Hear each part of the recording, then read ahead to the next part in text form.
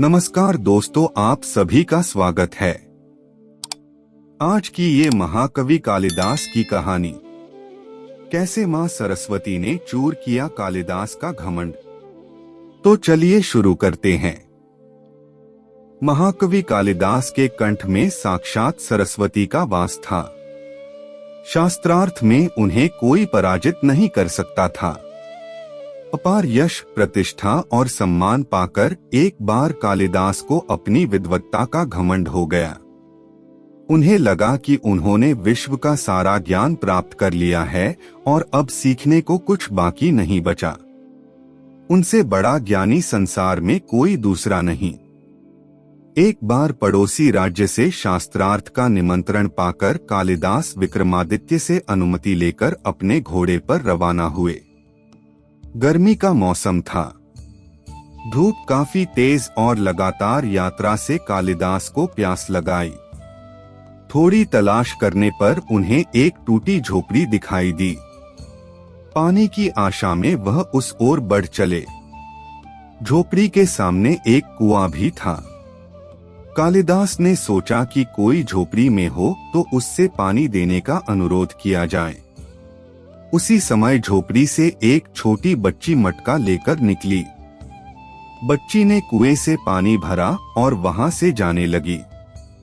कालिदास उसके पास जाकर बोले, बालिके, बहुत प्यास लगी है, जरा पानी पिला दे।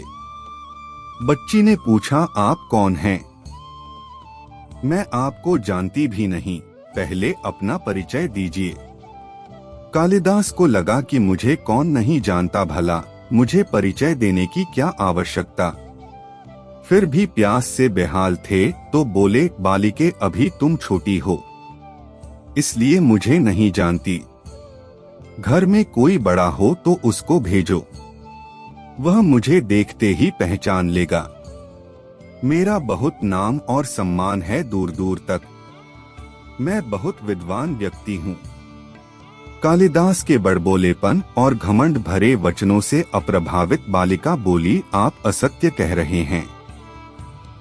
संसार में सिर्फ दो ही बलवान हैं और उन दोनों को मैं जानती हूँ। अपनी प्यास बुझाना चाहते हैं तो उन दोनों का नाम बताएं। थोड़ा सोचकर कालिदास बोले, मुझे नहीं पता, तुम ही बता दो, मगर मुझे पानी पिला दो, मेरा गला सूख रहा है। बालिका बोली, दो बलवान हैं, अन्न और जल। भूख और प्यास में इतनी शक्ति है कि बड़े से बड़े बलवान को भी झुका दें। देखिए प्यास ने आपकी क्या हालत बना दी है। कालिदास चकित रह गए। लड़की का तर्क अकाट्य था। बड़े बड़े विद्वानों को पराजित कर चुके कालिदास एक बच्ची के सामने निरुत्तर खड़े थे।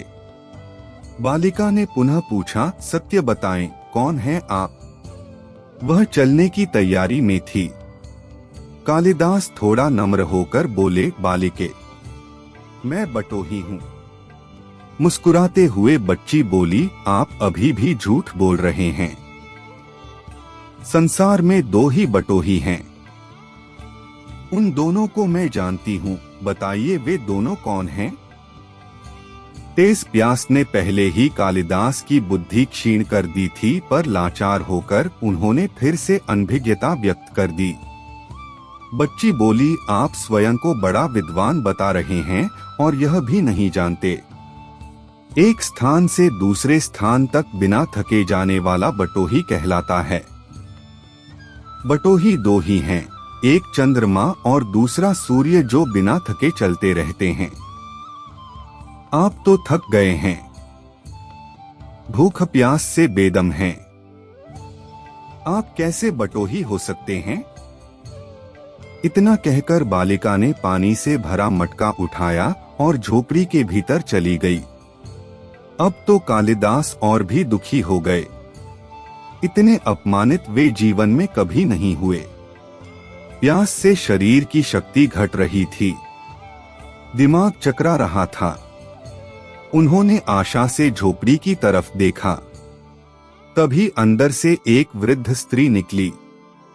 उसके हाथ में खाली मटका था। वह कुएं से पानी भरने लगी। अब तक काफी विनम्र हो चुके कालिदास बोले, माते पानी पिला दीजिए, बड़ा पुण्य होगा। स्त्री बोली, बेटा मैं तुम्हें जानती नहीं, अपना परिचय दो, मैं अवश्य पानी पिला दूंगी। कालिदास ने कहा, मैं मेहमान हूँ, कृपया पानी पिला दें। स्त्री बोली, तुम मेहमान कैसे हो सकते हो? संसार में दो ही मेहमान हैं, पहला धन और दूसरा यौवन। इन्हें जाने में समय नहीं लगता। सत्य बताओ, कौन हो तुम? अब तक के सारे तर्क से पराजित हताश कालिदास बोले, मैं सहनशील हूँ, अब आप पानी पिला दें। स्त्री ने कहा, नहीं, सहनशील तो दो ही हैं। पहली धरती जो पापी पुण्यात्मा सबका बोझ सहती है, उसकी छाती चीरकर बीज बो देने से भी अनाज के भंडार देती है। दूसरे पेड़ जिनको पत्थर मारो फिर भी मीठे फल देते हैं। तुम सहनशील नहीं, सच बताओ तुम कौन हो? कालिदास लगभग मूर्छा की स्थिति में आ गए और तर्क वितर्क से झल्लाकर बोले, मैं हठी हूँ। स्त्री बोली, फिर असत्य। हठी तो दो ही हैं, पहला नख और दूसरे केश, कितना भी काटो बार बार निकल आते हैं। सत्य कहें, ब्राह्मण कौन हैं आप? पूरी तरह अपमानित और पराजित हो चुके कालिदास ने कहा, फिर तो मैं मूर्ख ही हूँ। नहीं, तुम मूर्ख कैसे हो सकते हो?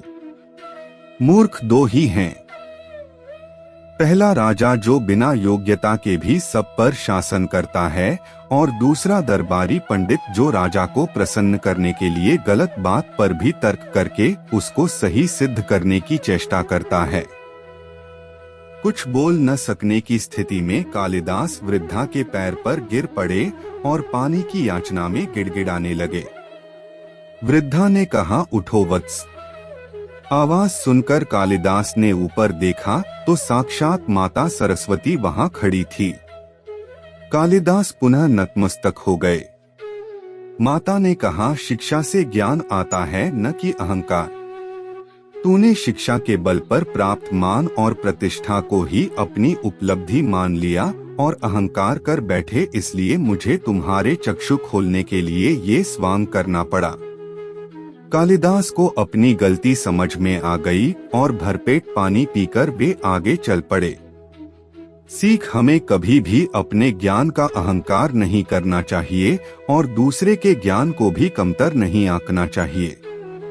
दोस्तों, अगर आपको ये महाकवि कालिदास की कहानी कैसे माँ सरस्वती ने चूर किया कालिदास का घमंड पसंद आई हो तो इसे अपने दोस्तों व रिश्तेदारों के साथ शेयर एंड सब्सक्राइब जरूर करें। हमें कमेंट करके जरूर बताएं। आपके कीमती समय के लिए धन्यवाद।